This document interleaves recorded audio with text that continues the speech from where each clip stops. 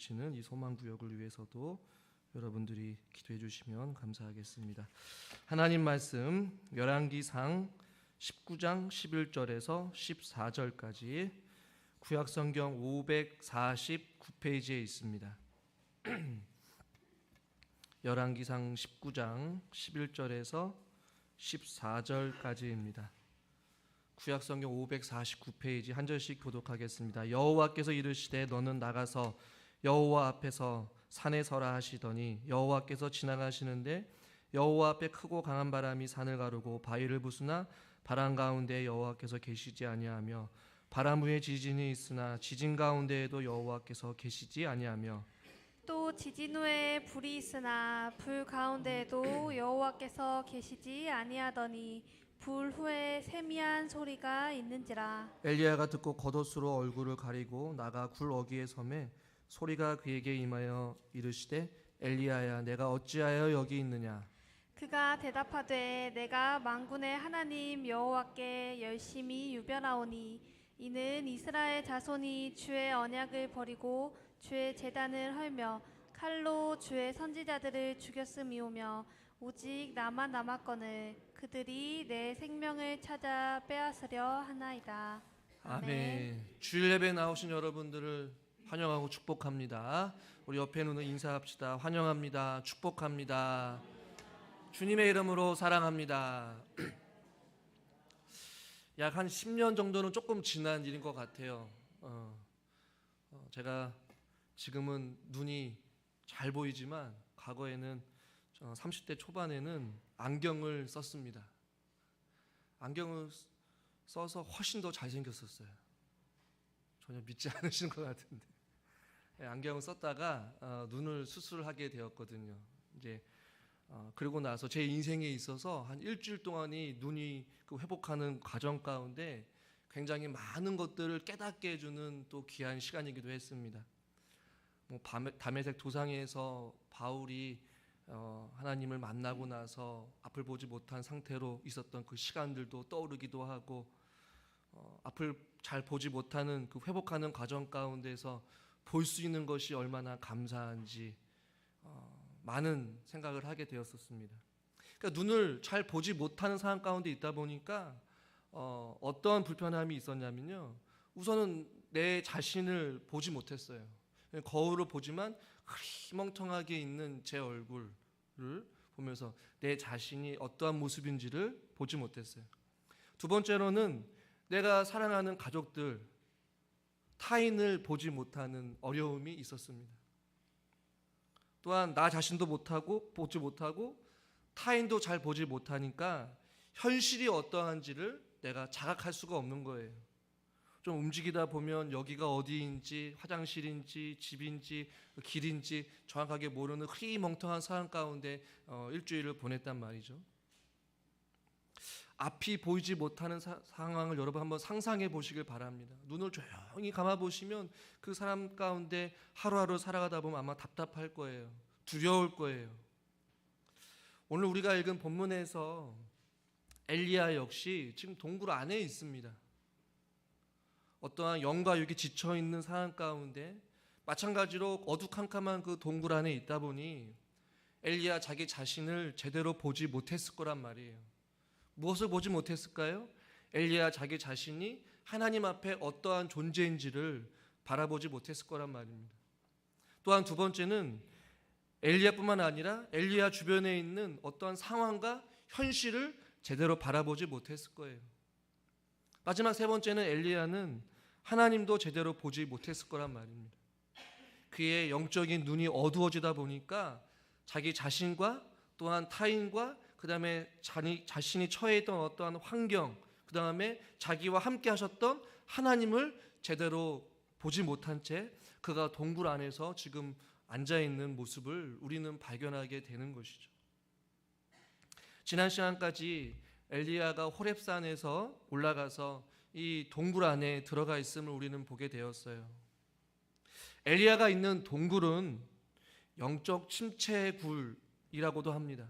자기 연민에 빠져 있는 굴, 혹은 낙심과 분노와 혹은 억울함과 두려움과 하나님을 향한 섭섭함, 현실에 대한 절망감, 이세벨을 향한 어떠한 미움과 원한의 마음을 가지고 품고 있는 굴이라는 것이죠. 그 동굴 안에서 엘리야는 지금 있는 것이에요. 그래서 여러분, 동굴 안에 있다고 해서 어떤 문제가 해결되거나 상황이 변화진 것은 아니에요. 그런데 엘리야는 지금 이 동굴 안에 있다라는 것이죠. 그러면서 지난 시간에 저와 여러분들도 동굴 안에 혹시 있는 것 아닙니까? 로뎀나무 안에 있는 건 아닙니까?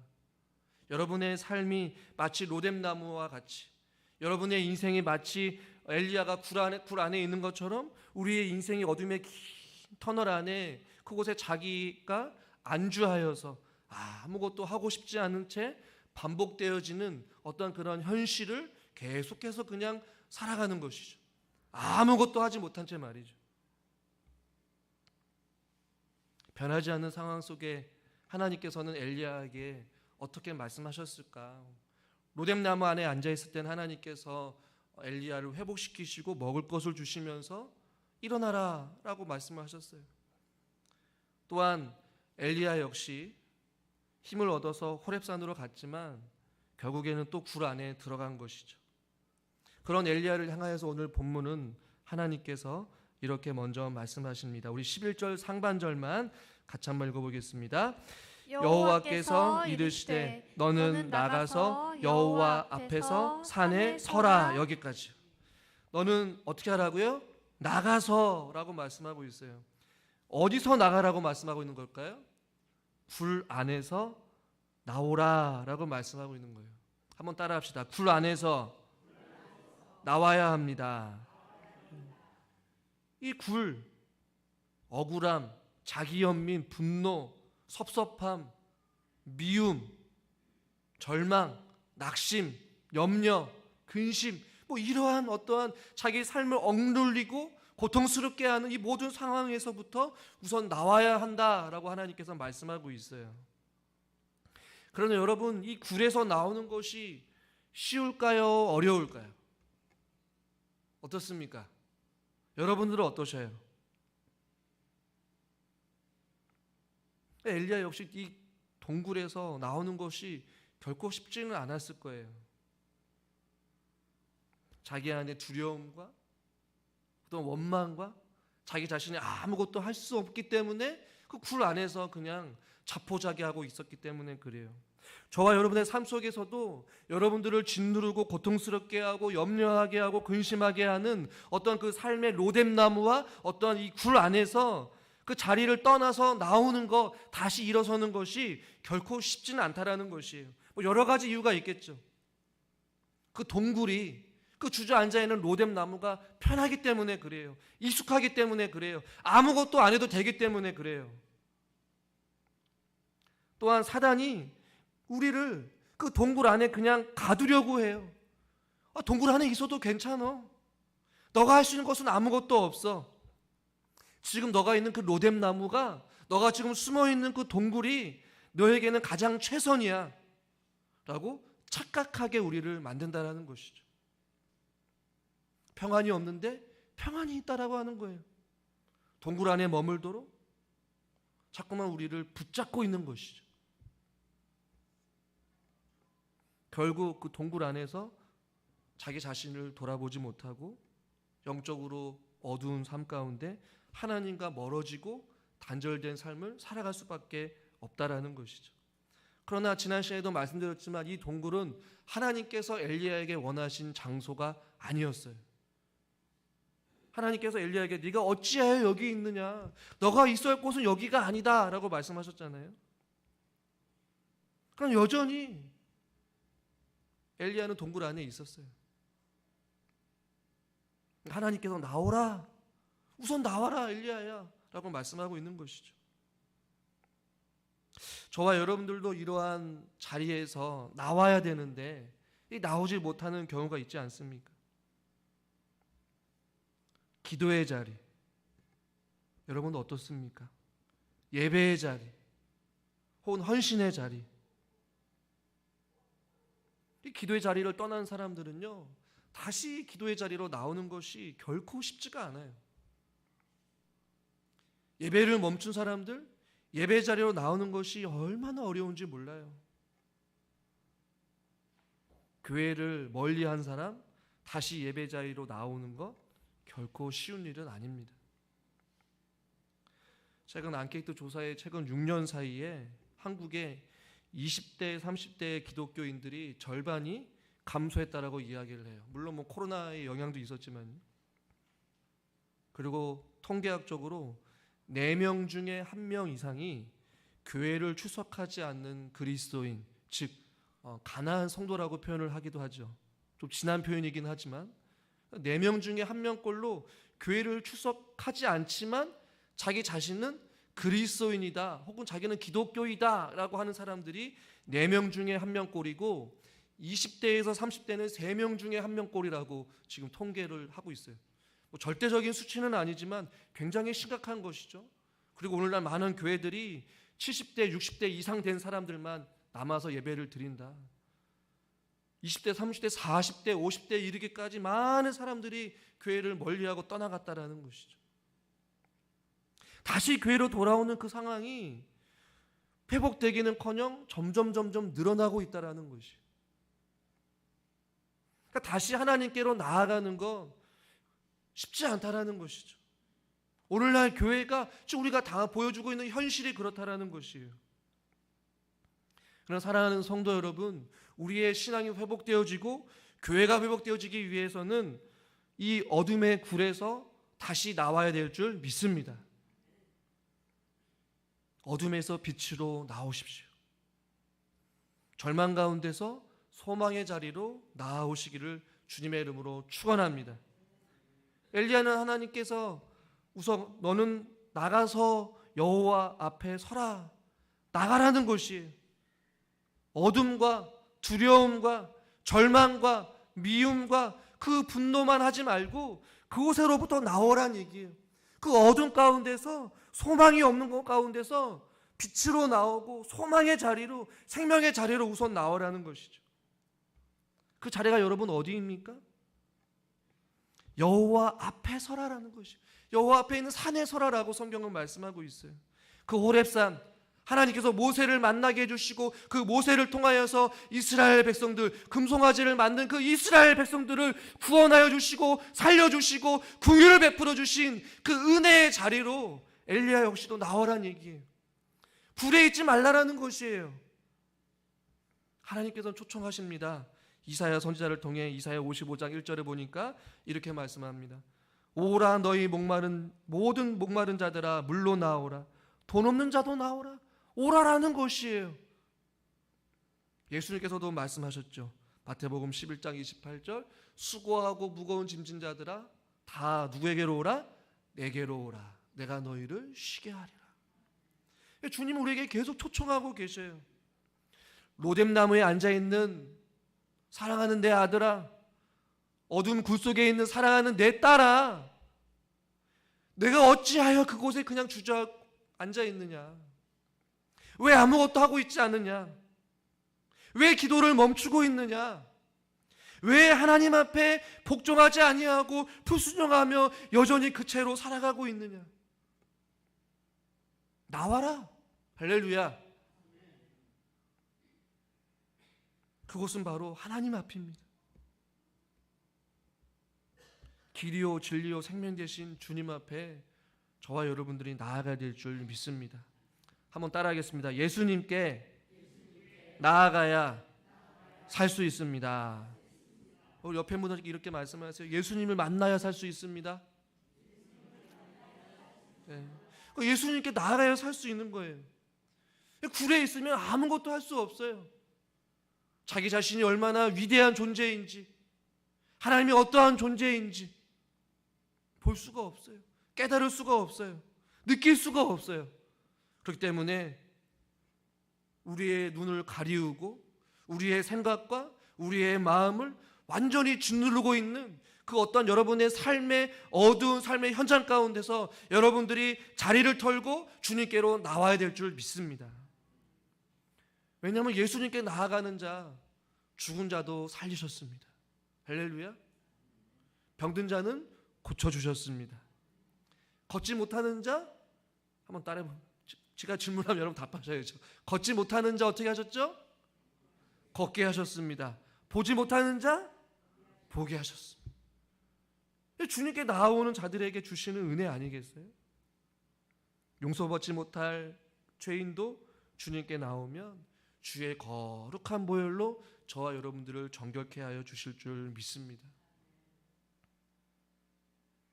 그러나 중요한 것은요, 여러분, 하나님께서 엘리야를 강권적으로 그 굴에서 끄집어내지 않으셔요. 그래서 무엇인지 아십니까? 말씀으로 권면하셔. 나오라.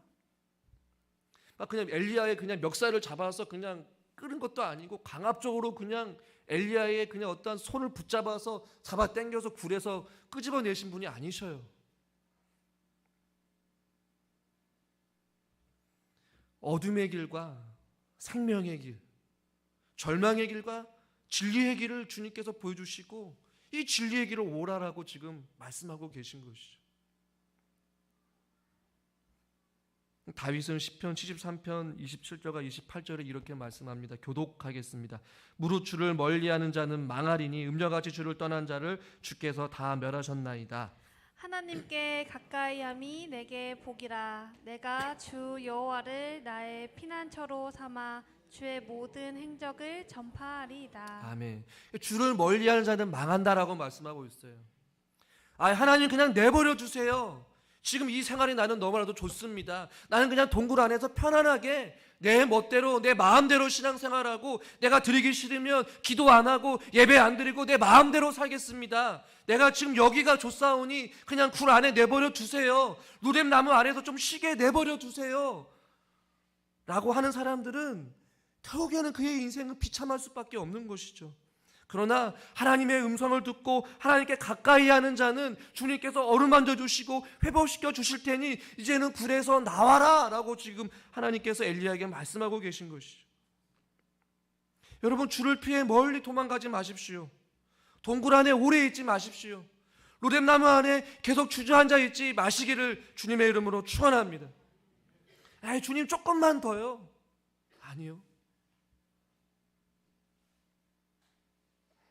하나님은 엘리야에게 너는 나가라, 그리고 여호와 앞에서 산에 서라 라고 말씀하십니다. 그러면서 엘리야에게 어떻게 역사하시는지 한번 우리 11절 말씀을 같이 한번 읽겠습니다. 다시 여호와께서 이르시되 너는 나가서 여호와 앞에서 산에 서라 하시더니 여호와께서 지나가시는데 여호와 앞에 크고 강한 바람이 산을 가르고 바위를 부수나 바람 가운데 여호와께서 계시지 아니하며 바람 후에 지진이 있으나 지진 가운데에도 여호와께서 계시지 아니하며 12절도 같이 읽겠습니다. 또 지진 후에 불이 있으나 불 가운데서 여호와께서 계시지 아니하더니. 여기까지요. 하나님께서 지나가셨지만 오늘 본문에 보면 크고 강한 바람이 산을 가르고 바위를 부쉈습니다. 그리고 지진도 일어났어요. 불이 있었어요. 이 과거의 하나님은 때로는 강한 바람처럼 나타나시기도 하고요. 또 지진이 일어나기도 하고요. 불같이 엘리야에게 임하시기도 했어요. 이것이 하나님의 강한 임재 혹은 하나님의 현현이라고도 표현합니다. 강한 바람, 산을 가르고 지진이 일어나면서 불이 일어나는 이러한 놀라운 역사들이 보이는 현상들이 통하여서 하나님이 살아계심을 보여주실 때가 있었단 말이죠. 엘리야가 이제는 그 굴에서 나와서 여호와 앞에 산에 서서 바라보고 있는데 갑자기 크고 강한 바람이 부는 거예요. 하나님이 나타나셨구나. 근데 하나님이 계시지 않았어요. 지진이 일어났어요. 땅이 진동이 일어났어요. 드디어 하나님이 나타나셨구나. 그런데 여호와께서 계시지 아니하였다라고 성경은 말씀하고 있어요. 불도 임하였어요. 성령의 불이구나, 하나님의 불이구나 라고 했는데 하나님은 계시지 않았어요. 엘리야가 생각하는 강한 바람이나 지진이나 이 불을 통하여서 엘리야가 기대했던 것은 여러분 무엇이었겠습니까? 하나님께서 본때를 보여주시겠구나. 이제는 강한 바람으로 자기를 괴롭혔던 바알 선지자들과 이세벨들을 다 쓸어버리겠구나. 불로 심판하시겠구나, 지진으로 그들을 삼켜버리겠구나라는 것을 기대했을지 모르겠어요. 그러나 오늘 성경에서는 여호와께서 계시지 아니하였다라고 말씀하고 있는 거예요. 이것을 왜 우리에게 기록하고 있을까? 그러나 12절 하반절을 보시면 큰 바람이 불고 지진이 일어나고 불이 있을 동안에 여호와께서 계시지 아니하였지만 불 후에 12절 하반절에 세미한 소리가 있는지라 라고 말씀하고 있어요. 이 세미한 소리에 대해서 학자들마다 다양한 의견들을 가지고 있어요. 그리고 다양한 번역 성경책을 보면 다양하게 번역을 했어요. 표준 성경을 보면 부드럽고 조용한 소리, 공동 번역에는 조용하고 여린 소리, NIV 영어 성경에는 부드러운 속삭임, NRSV에서는 완전한 침묵의 소리 이렇게 표현을 했어요. 그러니까 이 소리는, 이 세미한 소리는 너무나도 신비롭고 역설로 가득한 하나님의 소리임을 성경을 통해 우리에게 말씀해주고 있고, 이것을 구약학자인 김정호 교수님은 하나님이 일상적인 대화를 통하여서 엘리야에게 말씀하셨다라는 것이, 부드럽고 온유하게 찾아오셔서 엘리야에게 세미한 소리로 부드러운 속삭임으로 엘리야에게 말씀한 것이. 저는 저와 여러분들이 이 세미한 소리를 듣기를 주님의 이름으로 축원합니다. 예수님께서도요, 이 무화과 나무 아래에 있는 나다니엘에게 세미한 목소리를 통하여서 그들에게 다가와 주셨습니다. 고요한 밤중에 홀로 찾아온 그 니고데모의 심령을 주님께서는 부드러운 세미한 소리로 그의 영혼을 어루만지시고 그에게 중생의 은혜를 허락해 주셨어요. 뜨거운 낮에 물을 뜰 수밖에 없는 그 사마리아 여인, 우물가에 있는 여인에게 주님께서는 찾아가 주셔서 세미한 소리로 예수님이 누구인지를 속삭여 주시면서 그에게 은혜를 베풀어 주셨어요. 그러니까 우리 주님은 이런 세미한 소리를 통하여서 저와 여러분들에게 부드럽고 온유하게 찾아오시는 인격적인 하나님이신 줄 믿으시기를 바랍니다. 지금도 이 세미한 소리는 죄인들의 영혼들을 파고들고 그들의 심령을 쪼개고 다쳤던 마음을 열리게 하고 상처받고 찢겨진 영혼들을 위로하여 주시고 또한 병든 자들을 치료하시는 부드러운 속삭이지만 아주 강력한 하나님의 말씀인 줄 여러분 믿으시길 바랍니다. 그 말씀은 비록 세미한 소리고 비록 부드러운 소리인다 할지라도 그 부드러움을 통하여서 천지 만물을 창조하시고 죽은 자를 살리신 생명의 소리요 영원한 하나님의 말씀인 줄 믿으시길 바랍니다. 이 소리를 지금 엘리야에게 보여준 거예요. 저는 우리 사랑하는 성도님들이 이 주님의 세미한 음성을 각각 들을 수 있기를 주님의 이름으로 축원합니다. 그 세미한 음성을 듣기 위해서는 여러분들이 나와야 되는 것이에요. 어디로? 주님께로 나와서 주님의 말씀에 귀 기울여야 된다는 것이에요. 여러분, 동굴에 있으면 그 소리를 들을 수 없습니다. 경험할 수 없어요. 그 동굴 안에서 계속 우리에게 속삭이는 것이죠. 어둠의 세력들이 자꾸만 우리를 현혹시켜요. 우리를 넘어뜨려요. 괜찮아. 동굴에 있어도 돼. 좋잖아. 편안하잖아. 그러나 동굴 밖에서는 주님이 계속해서 우리에게 말씀하십니다. 내게로 오라. 내게로 오라. 이사야 선지자도 불순종하는 이스라엘 백성들을 향하여서 이사야 55장 3절에 이렇게 말씀합니다. 같이 한번 읽겠습니다. 너희는 귀를 기울이고 내게로 나와 들으라. 그리하면 너희의 영혼이 살리라. 아멘. 내게로 나와서 들으라라는 것이요. 무엇을요? 주님의 말씀을요. 그리하면 우리의 영혼이 살리라. 할렐루야. 여러분의 영혼이 살기를 원합니까?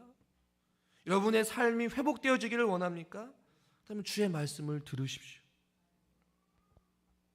요한계시록 3장 22절에도 이렇게 말씀합니다. 귀 있는 자는 성령이 교회들에게 하시는 말씀을 들을지어다. 귀 있는 자들.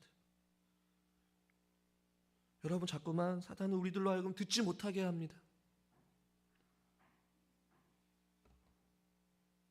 우리의 귀를 닫게 해요. 우리의 마음을 닫게 해요. 그러나 귀 있는 자는 성령님께서 교회를 통하여서 하시는 그 말씀을 들어야지만이 교회가 설 수 있습니다. 한번 따라하겠습니다. 양은 목자의 음성을 들어야 살 수 있습니다. 여러분 믿으십니까? 저와 여러분 모두 다 하나님의 어린 양입니다. 주님이 우리의 목자 되어 주십니다. 한치 앞도 볼 수 없는 우리 인생길을 걸어갈 때에 우리가 안전하게 걸어가기를 원하시고 우리가 생명의 길을 걷기를 원하신다면 우리는 목자의 음성에 귀 기울여야 돼요. 목자의 소리에 우리는 반응해야 돼요. 근데 그 목자의 음성을 듣지 않으면 우리의 삶을 멸망의 길로 걸어갈 수밖에 없는 거예요. 죽음의 길로 걸어갈 수밖에 없는 것이죠. 양은 목자의 음성을 들어야 살 수 있습니다. 그래서 하나님께서는 세미한 소리로 엘리야에게 다시 말씀한 거예요. 내가 어찌하여 여기 있느냐. 근데 엘리야는 그것을 또 깨닫지 못해요. 동일한 말씀으로 10절 말씀과 같이 14절에 동일하게 말씀해요. 주님의 음성을 들어도 여전히 마음 가운데 해결되지 않는 무엇인가가 있다라는 것이죠. 그래도 불구하고 저와 여러분들은 목자의 음성을 들어야 될 줄 믿습니다. 마지막 한 가지 더 살펴볼 것은 무엇이냐면요, 하나님은 늘 같은 형식으로 자신을 계시하지 않는다라는 사실이에요. 또한 하나님께서는 매 순간순간마다 우리가 바라는 대로 극적인 기적이나 능력으로 우리에게 역사하지 않으신다라는 것이에요. 그게 무슨 말이냐면 우리의 삶 속에서도 엘리야 역시 마찬가지로 하나님의 어떤 극적인 어떤 하나님의 일하심을 기대했을지 모르겠어요. 오늘 성경에서는 굳이 하나님께서 처음부터 세미한 소리로 말씀하셔도 되는데 하나님께서 나타나시기 전에 강한 바람이 일어나고 지진이 일어나고 불이 임하였어요. 하나님이 심심해서 그렇겠습니까? 하나님이 나는 어떤 존재인지를 보여주기 위해서 엘리야에게 엘리야 한 사람을 위해서 지진이 일어나고 강한 바람이 불고 불이 임하였겠습니까? 그런 하나님이 아니시라는 것이죠. 우리에게도 마찬가지예요. 우리들의 삶 속에 그냥 하나님의 단번에 그냥 우리의 문제를 해결해 주시면 좋겠는데 하나님이 그렇게 해결하지 않으실 때가 많다라는 것이에요. 때로는 우리에게도 지진이 일어나고 강한 바람이 일어나고 불이 임하여서 우리의 삶을 완전히 뒤집었으면 좋겠고 우리의 삶이 완전히 변화되어지는 놀라운 역사가 일어났으면 좋겠는데 하나님이 그렇게 일하실 사람이 필요한 곳에서는 그렇게 일하시기도 하지만 그렇게 일하지 않을 때도 있다라는 것이에요. 달라스 윌라드는 이런 이야기를 합니다. 극적인 기적, 사건이 우리 믿음 생활의 주가 된다면 대체로 덜 성숙한 영적인 삶의 수준과 같다. 극적인 어떤 하나님의 기적을 찾는다라는 것은 인격이, 믿음의 수준이 어린아이와 같은 수준이기 때문이다 라고 이렇게 이야기를 해요. 즉 무슨 말이냐면 믿음 생활하면서 초창기에는 우리가 하나님이 살아계심을 의심하거나 혹은 하나님이 어떤 분이신지 깨닫지 못했을 때는 하나님께서 우리에게 기가 막힌 타이밍 속에 우리에게 놀라운 기적을 베풀어 주시기도 하셔요. 병고침을 주시기도 하고요. 도저히 불가능한 일들을 가능케 하시기도 하십니다. 그것은 마치 어린아이가 어떠한 사실을 믿지 못했을 때 그것을 보여주기 위한 하나님의 방법이지만 믿음이 어느 정도 성숙한 자들에게는 그렇게 일하지도 않으실 때가 있다라는 것이죠. 성숙한 자는요, 하나님의 말씀을 통해서도 은혜를 누릴 수 있다라는 것입니다. 그래서 엘리야를 통해 하나님은 세미한 소리로 말씀하셨어요. 그러니까 하나님은 한 가지 방법을 통해서만 혹은 극단적이거나 어떤 기적과 어떤 특별한 역사하심을 통해서 일하시기도 하지만 때로는 매 순간순간마다 이스라엘 백성들에게 만나를 먹이신 것과 같이 하나님의 거룩한 백성들의 삶 속에 신이 찾아와 주셔서 매일매일 우리와 함께 하시면서 우리에게 일상적인 대화, 이 신비로운 소리를 통하여서 말씀으로 깨닫게 해주시고 말씀으로 먹여주시고 기도의 삶을 통하여서 우리에게 삶을 변화시켜 주시고 우리를 이끌어 주실 줄 믿으시기를 바랍니다. 하나님의 무한한 가능성을 우리는 믿고 신뢰해야 된다는 것이, 그냥 우리는 불만, 강한 지진만 바라볼 것이 아니라 일상적인 저와 여러분의 삶 속에서 주님의 세미한 소리를 들으셔야 된다는 거죠. 아주 섬세하게 우리의 영혼을 만지시는 그 하나님의 세미한 소리는 어디서부터 나오냐면 바로 하나님의 말씀으로부터 나온다는 거죠. 지금도 성령 하나님께서는 우리에게 말씀으로 일하십니다. 꾸준한 말씀 생활과 기도 생활 없이는 하나님의 은혜를 누리지 못해요.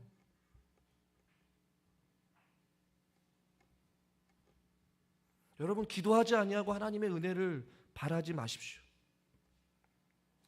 꾸준한 말씀 묵상 없이 하나님께 우리에게 말씀하실 것이라고 착각하지 마십시오.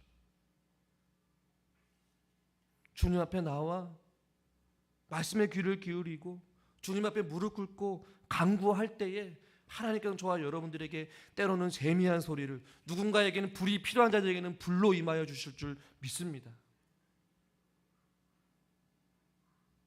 생명의 떡, 영원히 목마르지 아니하는 이 생명수의 강을 우리가 마시면서 저와 여러분들이 주님 안에 세미한 소리를 들으며 주님과 동행하시는 저와 여러분 될 수 있기를 주님의 이름으로 축원합니다.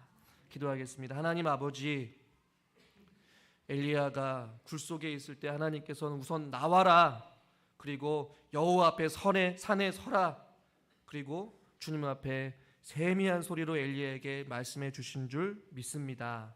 하나님, 우리들도 로뎀나무와 같이 또한 어둠의 굴 속에서 주저앉아 있다면 다시 한 번 더 일어서서 여호와 하나님 앞에 나아가게 하여 주시고 우리의 마음문을 열고 귀를 활짝 열어 세미한 주님의 음성을 듣게 하여 주시옵소서. 다시 한 번 더 주님의 말씀 앞에 서기를 원합니다. 기도의 자리, 은혜의 자리, 생명의 자리로 나아가길 원합니다. 우리는 목자 되신 우리 주님의 음성을 듣기를 원하오니 주여 각 사람들에게 꼭 필요한 은혜로 채워 주시옵시고 세미한 주님의 소리로 저들을 인도하여 주시옵소서. 예수님의 이름으로 기도드리옵나이다. 아멘.